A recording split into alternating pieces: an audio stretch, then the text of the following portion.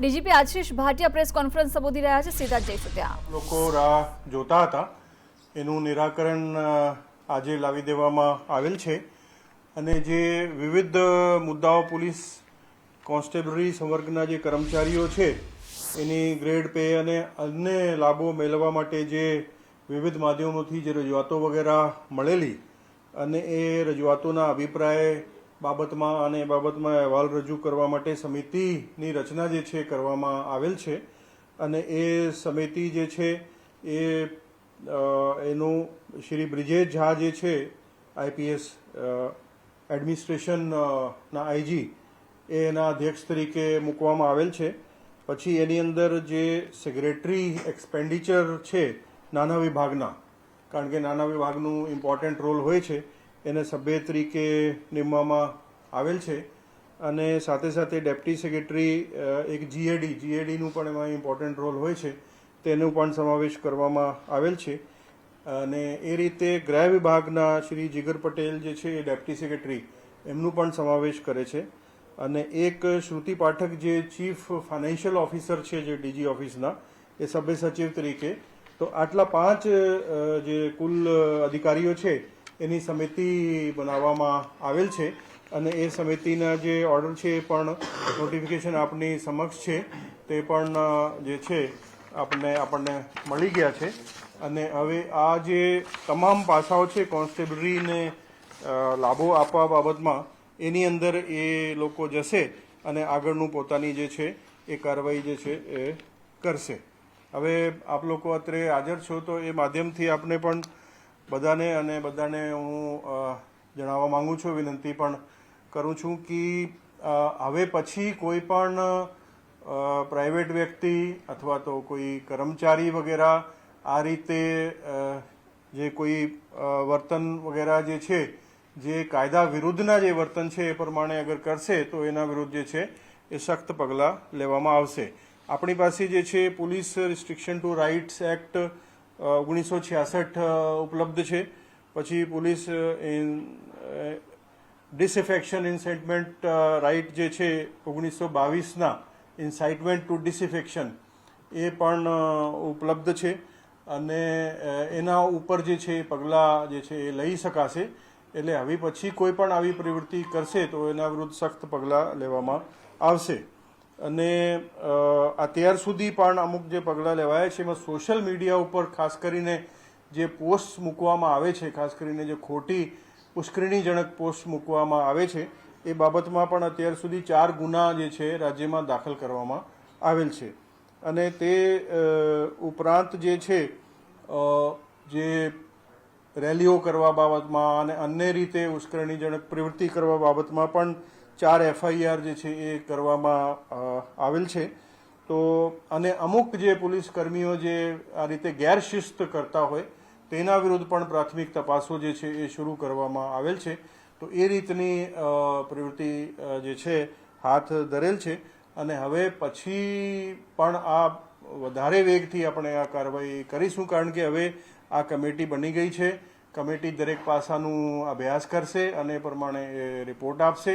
એટલે હવે મહેરબાની કરીને કોઈ પણ પ્રકારની શિસ્ત વિરુદ્ધની પ્રવૃત્તિ અથવા આ રીતે પોસ્ટ મૂકવાની કોઈ પણ પ્રવૃત્તિ જે છે નહીં કરે એવું જે છે મારું સૂચન છે. સમિતિ કોઈને સાંભળશે કે જાતે જ ત્યાં જઈને તપાસ કરશે અથવા અત્યારના હાલના નિયમો છે તેનો અભ્યાસ કરશે?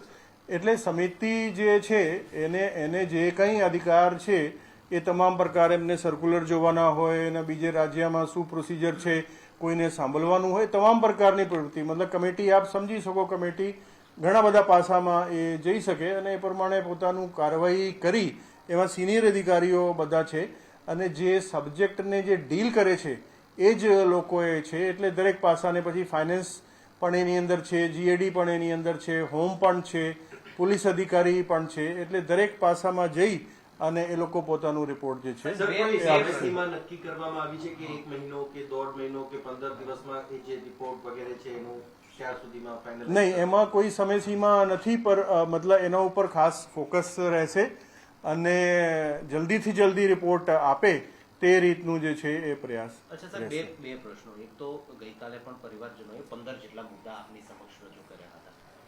એક એ મુદ્દો કે આ સમિતિ આ 15 મુદ્દાનો અભ્યાસ કરશે, અને બીજો પ્રશ્ન એ કે પરિવારજનોની એવી માંગ હતી કે સમિતિમાં અમારા સભ્યો કે પ્રતિનિધિ તરીકે જેમને લાગુ પડે છે તેમનો પણ સમાવેશ કરવામાં આવે. આમાં તેમનો સમાવેશ નથી તો કેમ? હા, એટલે એ જે પરિવારજનોએ જે આપણે રજૂઆત ગઈકાલે કરી હતી, અહીંયા જ મેં એમને સાંભળ્યા હતા અને એમને આવેદનપત્ર પણ આપ્યા હતા. એટલે એ જે તમામ મુદ્દા છે એ આપણે આવરી લેવાના છીએ અને કમિટી એ તમામ મુદ્દામાં જશે, કારણ કે એમાં ઘણા બધા મુદ્દા કવર થઈ જાય છે અને તે ઉપરાંત પણ કોઈ મુદ્દા હશે તો એની અંદર પણ સમિતિ જે છે જશે. હવે જ્યાં સુધી એમાં એની અંદર સમાવેશ કરવાનો જે સવાલ છે, સમાવેશ કરવાની કોઈ જરૂરત હોતી નથી, એમાં અધિકારીઓ જે છે હોય છે. બાકી એમને સાંભળવામાં કોઈ પણ રજૂઆત કરવા માંગતા હોય, અરજી આપે, ટેલિફોન કરે, અને કોઈ પણ માધ્યમથી એપ્રોચ કરે તો એમને આમાં સાંભળવામાં આવશે. પ્રતિનિધિ તરીકે હોય, ઇન્ડિવિજ્યુઅલ તરીકે હોય અને વ્યાજબીપણા હોય તો ડેફિનેટલી સાંભળવામાં આવશે. સર, અત્યાર સુધી 2 વખત મંત્રણા કરવામાં આવી છે. બંને મંત્રણામાં આપ પણ હાજર હતા. પોલીસ કર્મચારીઓની આ માંગ કેટલે અંશે વ્યાજબી છે? એટલે હવે અત્યારે વ્યાજબીપણા ઉપર તો આપણે નથી જઈ રહ્યા, કારણ કે અત્યારે કમિટીની જે રચના થયેલી છે એના ઉપર આપણે જઈ રહ્યા છીએ અને એ સમિતિ હવે એને સ્વર્ગગ્રાહી રીતે મુદ્દાની ચકાસણી કરશે અને એ ચકાસણી કર્યા પછી એ પોતાનું રિપોર્ટ આપશે. એમાં બીજા રાજ્યોમાં શું પરિસ્થિતિ છે, ગુજરાતમાં શું પરિસ્થિતિ છે, ગયા પે કમિશનમાં કઈ રીતનું હતું, હાલ પે કમિશનમાં કઈ રીતે છે, અને તમામ પ્રકારના મતલબ 360 ડિગ્રી જે પાસાઓ ઉપર વિચાર કરી અને એ લોકો રિપોર્ટ આપશે. સર, તમે કહ્યું અધર સ્ટેટ્સના પણ જે અભ્યાસ કરવામાં આવશે, તો ટીમ ત્યાં જશે કે પછી ત્યાંના ડેટા જે છે એના આધાર ઉપર જ આખું કેવી રીતે આખું એ સંકલન થશે? એટલે એ તો હવે કમિટી ઉપર છોડીએ છીએ. લગભગ તો બીજી જગ્યાએ જવાની જરૂરત નથી હોતી, કે આપણે ડોક્યુમેન્ટ્સ જે છે આપણે મંગાવીએ તો આપણને ઉપલબ્ધ થઈ જાય છે. બાકી કમિટી ઉપર છે, કમિટી જે પ્રમાણે એમને છૂટ છે એ પ્રમાણે કાર્યવાહી કરી શકે. એમાં કોઈ બીજી કોઈ મળે અને ઇન્ડિપેન્ડન્સ આપવામાં આવેલ છે. હાલ જે પગાર ચૂકવાય છે એ છઠ્ઠા પગાર પંચના આધારે ચૂકવાય છે. એમાં ગ્રેડ પે નો ઉલ્લેખ છે કે 7મા પગાર પંચનો પણ લાભ અપાય છે, અત્યારે અપાય છે? એટલે એમાં હું અત્યારે બહુ વિગતમાં નથી જતો, પણ તમે પૂછ્યું એટલે ટૂંકમાં કહી દઉં કે છઠ્ઠા પગાર પંચના જે હતું એ પ્રમાણે એમાં જે ગ્રેડ પે હતી, પછી એ કેલ્ક્યુલેશન 7મા પગાર પંચે આપેલી, એ કેલ્ક્યુલેશન પ્રમાણે પછી બેસિક 7મા પગાર પંચની નક્કી કરવામાં આવેલી અને એ પ્રમાણે બેસિક નક્કી થયું અને અત્યારે 7મા પગાર પંચની પગાર એમાં આપવામાં આવી રહી છે. સર, તેજસ શુક્લા જે મહિલા હતી, આજે ગાંધીનગર સચિવાલય ગેટ નંબર 6 પાસે આવીને મહિલાઓ સાથે વાત પણ કરી અને 2 મહિનાનો તેમણે સમય આપ્યો હતો કે સરકાર સાથે વાટાઘાટો થયેલી છે, 2 મહિનાની અંદર તમામ મુદ્દાનું નિરાકરણ આવશે. તો એમનો સ્ટેટમેન્ટ કેટલા અંશે વ્યાજબી છે? શું એવી કોઈ વ્યક્તિ આપની સાથે કનેક્ટેડ છે કમિટી? એટલે મારે તો પરિચયમાં નથી, એટલે ઇન્ડિવિજ્યુઅલ, પર અમે જે સમિતિની મુખ્ય જે વાત હતી એ આપણા સમક્ષ મૂકવાની હતી. એટલે અલગ અલગ ફોરમમાં અલગ અલગ રીતે ઘણા લોકો પોતપોતાના અભિપ્રાય ભૂતકાળમાં બી આપ્યા છે, ભવિષ્યમાં પણ આપી શકે, એટલે એમાં કોઈ પ્રોબ્લેમ નથી. સર, આ રિપોર્ટ સમિતિ જે છે રિપોર્ટ આપને આપશે કે સરકારને આપશે? આ રિપોર્ટ સરકારને આપશે. સર, કોઈ ટેન્ટેટિવ સમય નક્કી થયેલો છે? કારણ કે લોકોને પણ ઘણી આશા છે, પોલીસ કર્મચારીઓને પણ, કે ચોક્કસથી આનું નિરાકરણ આવે. કેટલા સમયની અંદર એવી કોઈ આપની વાતચીત થયેલી છે ગૃહ વિભાગ સાથે કે નહીં? નહીં, મેં અગાઉ પણ મેં કીધું કે એમાં કોઈ સમય નક્કી કરવા, કારણ કે કમિટી પોતાની રીતે જોતી હોય અને પછી એ પ્રમાણે એ લોકો રિપોર્ટ આપતા હોય અને એમની જે કાર્યપદ્ધતિ નોર્મલ જે ઓફિશિયલ જે પ્રોસિજર છે એ ફોલો કરીને એ લોકો આપણા પર વહેલા તકે એ લોકો વહેલામાં વહેલી તકે આપે એ પ્રમાણે આપણે કરાવીશું. સર, આપને લાગે છે કાયદાની રૂએ પગાર માટે કોઈ સમિતિનું ગઠન કરવું જોઈએ? જેમનું હકનું છે એની માંગણી કરી રહ્યા છે, તેમાં સમિતિનું ગઠન કરવું જોઈએ, આપને લાગે છે? હા, બિલકુલ વ્યાજબી, કારણ કે દરેક પાસામાં જોવાનું હોય. એમાં આપણે તમે આજે કહો અને આપણે આજે નક્કી કરીએ એવું તો બને નહીં. એટલે ઘણા બધા અભ્યાસ માંગી લે છે. ઘણી વખત 5મા પે કમિશનમાં શું હતું આજે આપણને ખબર નથી, 6ઠામાં શું આવ્યું અને પછી 7મામાં શું આવ્યું. અમુક મુદ્દા છેલ્લા 2-3 દિવસમાં અમુકને ખબર નહીં હતી, પણ આપણે અભ્યાસ કર્યા તો અમુક ખબર તો ઓલરેડી આપણને પડી અને બાકીના જે મુદ્દા બાકી રહે છે એ પછી સમિતિ જે છે એમાં ડિટેલમાં જશે અને એ પ્રમાણે આગળ જે છે કાર્યવાહી બધા જ કરશે. મુદ્દાઓમાં એક યુનિયન બનાવવા માટેનો પણ મુદ્દો હોય. શું કમિટી આ યુનિયન સંદર્ભે પણ વિચારણા કરશે ને જો તેમાં હકારાત્મક લાગશે તો યુનિયન બનાવવા માટેની પણ છૂટછાટ કમિટી આપશે? એટલે એ તો મેં કીધું ને કે તમામ મુદ્દા લગભગ 14-15 મુદ્દા આપેલા છે અને એ સિવાય બી કોઈ મુદ્દા હશે તો એ પ્રમાણે આપણે મતલબ કરી શકીએ. એમાં બેસિકલી જે એમને કીધેલું છે કે પોલીસ કોન્સ્ટેબલરી સંવર્ગના કર્મચારીઓ દ્વારા પોલીસ કર્મચારીઓનો ગ્રેડ પે તથા અન્ય લાભો મેળવવા વિવિધ માધ્યમોથી રજૂઆતો કરવામાં આવેલ છે. એટલે એ રજૂઆતોના નિરાકરણ કરવા માટે આપણે સમિતિ બનાવેલી છે. એમને એક માંગણી છે કે સમય નક્કી કરવામાં આવે, એમની ફરજનો જે સમય છે નક્કી કરવામાં આવે. વર્કિંગ અવર્સ બધા મુદ્દા એની અંદર છે. એટલે હવે આપણા માધ્યમથી હું ખાસ ફરીથી વિનંતી કરવા માંગુ છું કે આ વસ્તુનું અત્યારે નિરાકરણ આવી ગયું છે. સમિતિ જે છે એ બની ગઈ છે. સમિતિ પોતાના પ્રોસિજર ફોલો કરશે, સમિતિ પોતાનું કામ કરશે. એટલે જે કોઈ રજૂઆત હોય સમિતિ સમક્ષ જે છે એ થઈ શકે.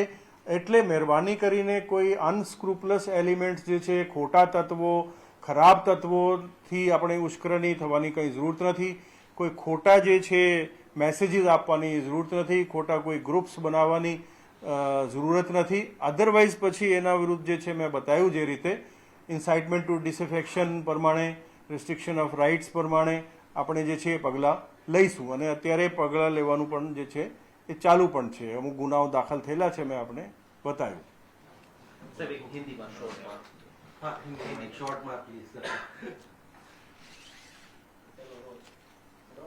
जी सर. सर जो मांगे कमेटी के साथ आपकी चर्चा भी हुई थी, आज मुख्यमंत्री से गृह राज्य मंत्री भी मिले, आप भी शायद गए थे, तो क्या उसमें चर्चा हुई है और क्या कमेटी का गठन किया गया है, किस तरह ये कमेटी काम करेगी? आप लोग जो बात को आतुरता से आप આશિષ ભાટિયાએ પ્રેસ કોન્ફરન્સ યોજી અને આ વાતની જાણકારી આપી છે કે સમિતિનું ગઠન કરવામાં આવ્યું છે. સમિતિમાં 5 સભ્યો રહેવાના છે અને જે પ્રકારે આશ્વાસન સરકાર તરફથી આપવામાં આવ્યું હતું ગ્રેડ પેના સમાધાનને લઈને એક સમિતિનું નિર્માણ કરવામાં આવ્યું છે. સમિતિની કોઈ જ સમયસીમા નહીં હોય.